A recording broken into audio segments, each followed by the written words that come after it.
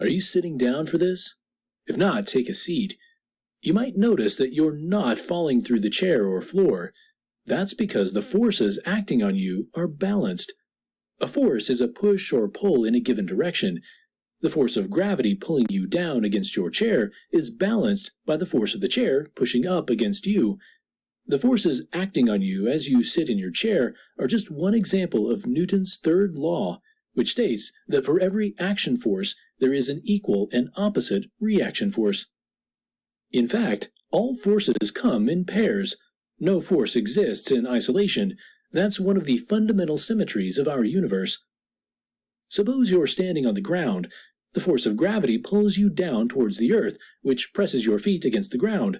Let's call that the action force, the force of your feet against the earth. The reaction force is the force of the earth pushing against your feet. Now imagine that instead of standing, you decide to jump. Action, you push your feet down against the ground.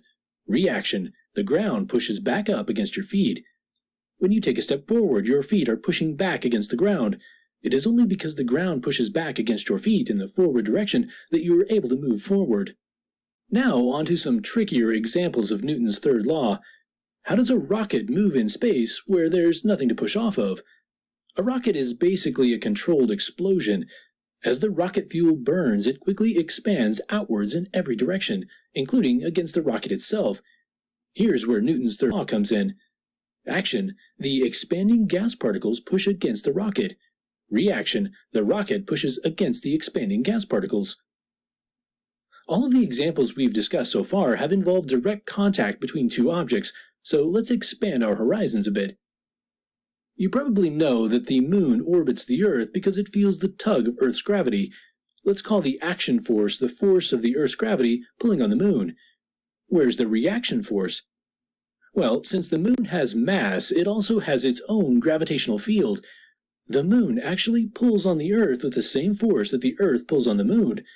Notice that the two arrows representing the forces of gravity are equal in size and opposite in direction.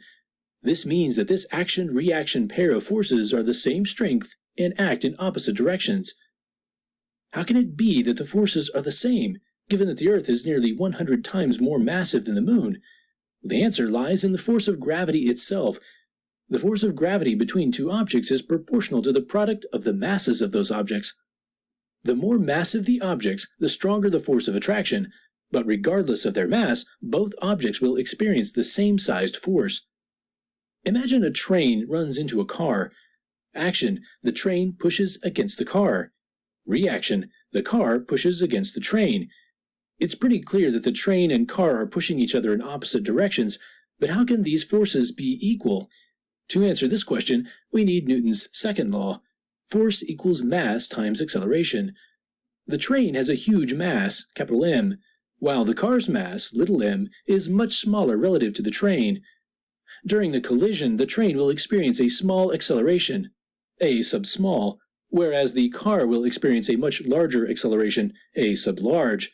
Setting the two forces equal to each other, we get or the large mass of the train times the small acceleration of the train equals the small mass of the car times the car's large acceleration.